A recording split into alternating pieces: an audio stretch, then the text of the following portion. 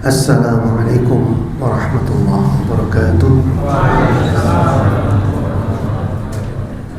Alhamdulillahilladzi hadana li hadza wa ma kunna linahtadiya laula an hadana Allah, wa asyhadu an la ilaha illallah wahdahu la syarika lah, wa asyhadu anna Muhammadan abduhu wa rasuluh. Allahumma shalli wa sallim wa barik ala sayyidina Muhammad wa ala alihi wa ashabihi ajma'in, amma ba'd. Hadirin yang saya muliakan, alhamdulillah kita kembali menunaikan ibadah wajib salat Isya, dilanjutkan dengan tarawih dan diselingi dengan ta'lim. Mudah-mudahan ibadah kita khususnya di bulan Ramadan ini diterima oleh Allah SWT. Amin ya rabbal alamin. Hadirin sekalian, melanjutkan pembicaraan kita pada pekan yang lalu mengenai sunnah-sunnah yang jarang dilakukan atau ditinggalkan sama sekali bahkan, dan perlu kita ketahui supaya kita bisa melaksanakan walaupun tidak rutin ya. Seperti contohnya barangkali bacaan istiftah ya. Istiftah itu tidak kurang dari 12 macam bacaan yang bisa kita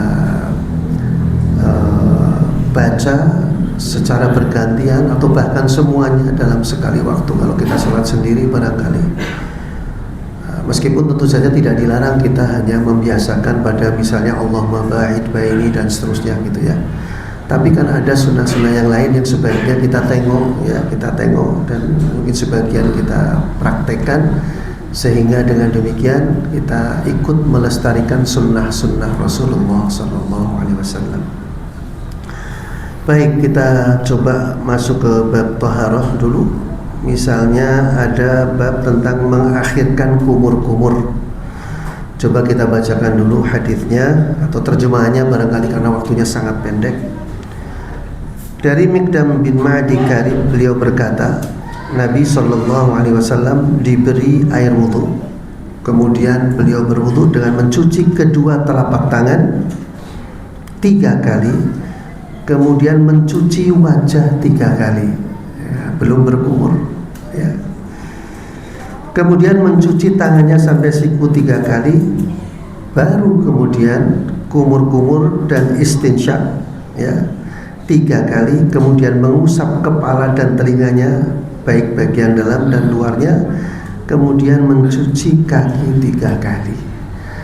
Ya, kalau kita lihat dari periwayatannya, ini hadis riwayat Imam Ahmad dan Abu Dawud.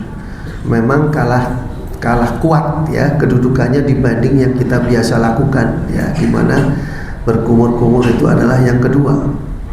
Tetapi ini sahih sehingga layak sebetulnya sekali-sekali kita coba ya, kita coba membangun kesadaran bahwa Rasulullah sebetulnya memberikan kemudahan kepada kita.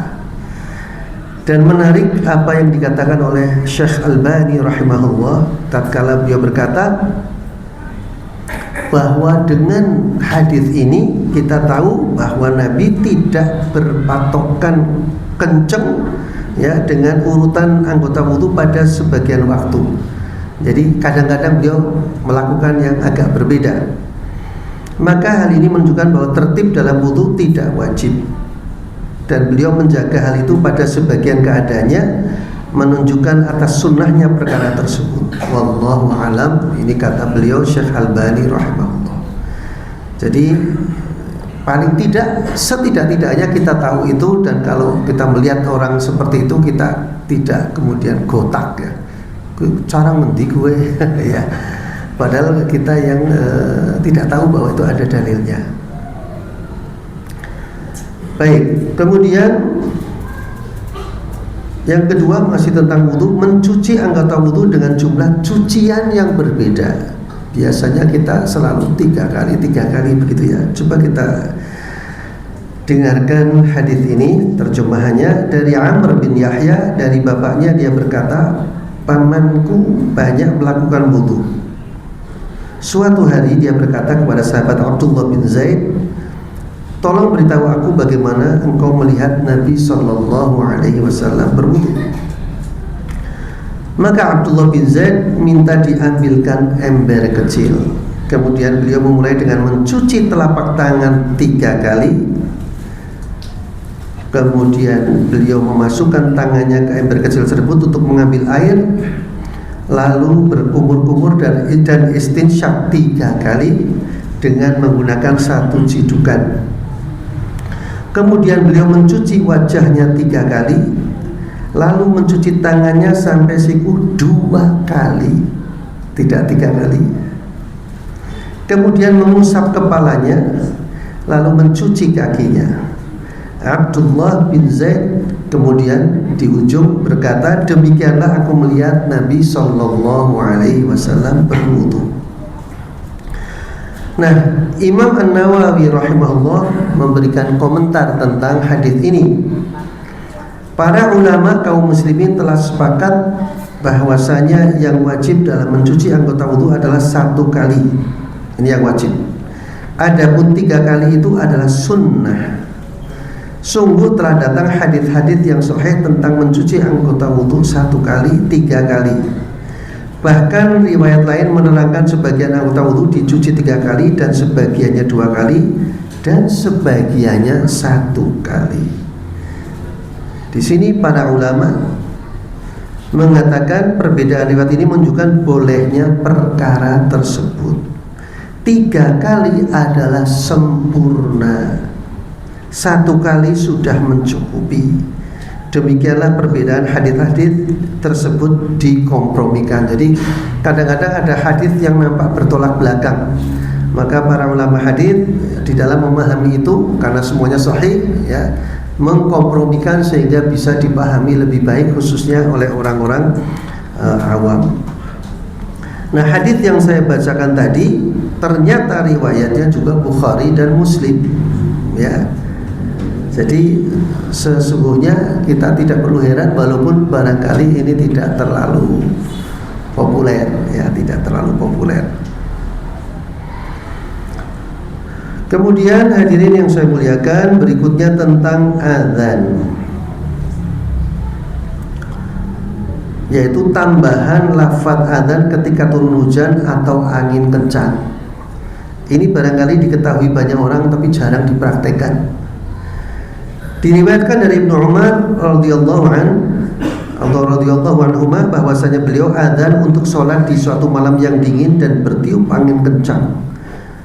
Kemudian beliau mengucapkan, ala sallu fir rihal, kata beliau ya, hendaklah kalian sholat di rumah kalian masing-masing ya.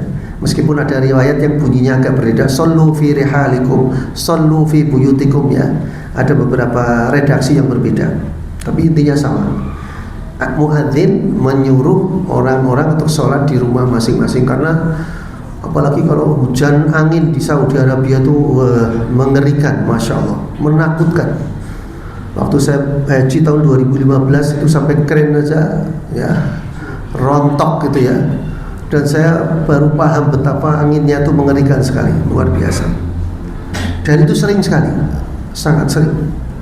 Jadi pantas kalau kemudian muadzin diminta atau menghimbau kepada umat di sekitar situ untuk lebih baik di rumah demi keamanan dan seterusnya. Tapi ini kemudian menjadi satu syariat, aturan.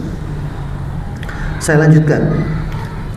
Kemudian beliau berkata, Rasulullah dahulu memerintahkan para muadzin jika terjadi malam yang dingin dan hujan, maka hendaklah menambahkan lafaz adzan, ala sallu fir rihal, hendaklah kalian sholat di rumah masing-masing.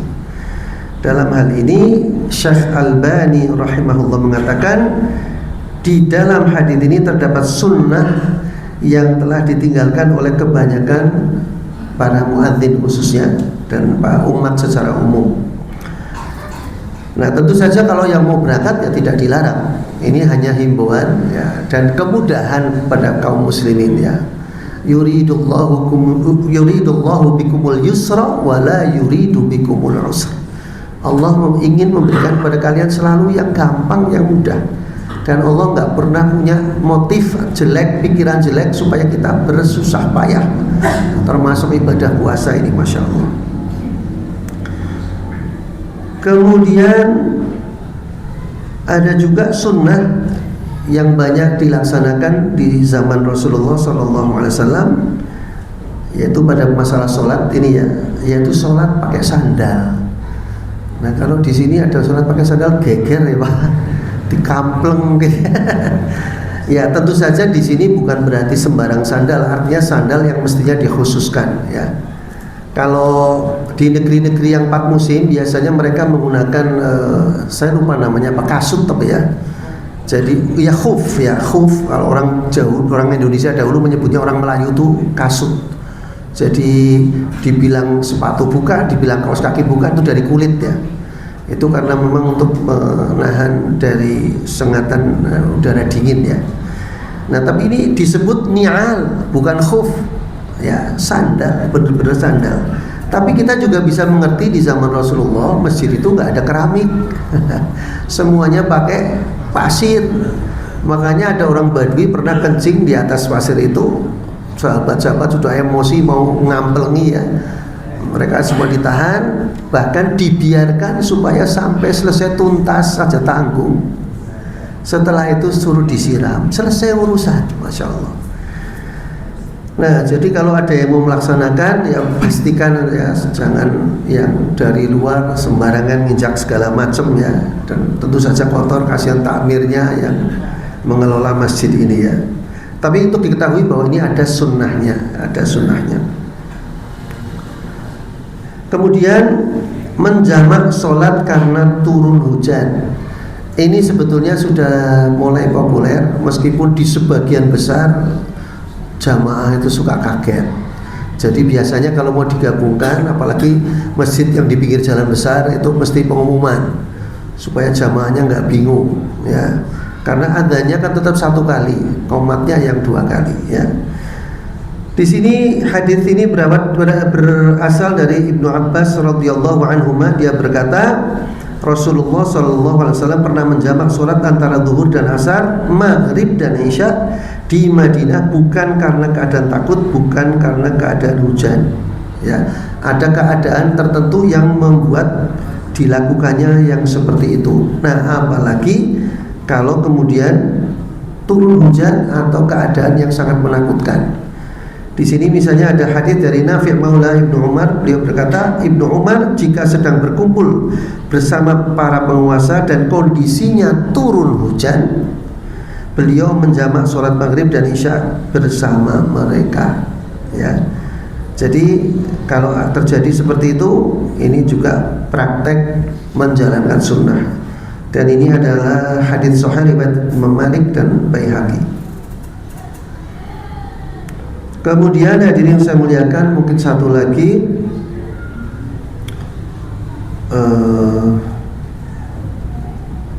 yaitu mengenai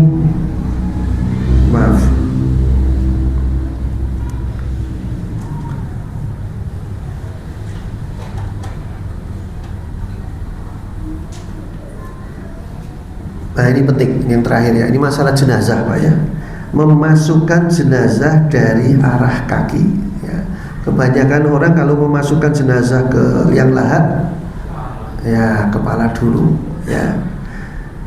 Nah riwayatnya begini, Al-Harith berwasiat akan disolatkan oleh Abdullah bin Yazid. Kemudian Abdullah mensolati jenazahnya, lalu memasukkan jenazahnya ke liang kubur dari arah kedua kakinya, dan ia berkata ini termasuk sunnah.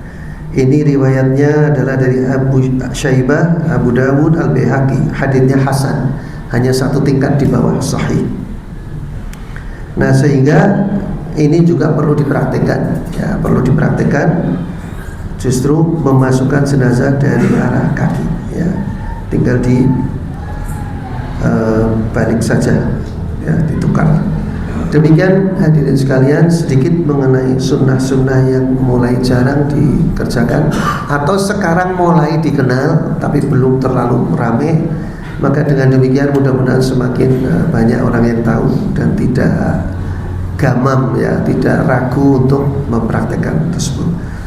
Demikian, subhanakallahumma bihamdika asyhadu an la ilaha illa anta astaghfiruka wa atubu ilaik. Wassalamualaikum warahmatullahi wabarakatuh.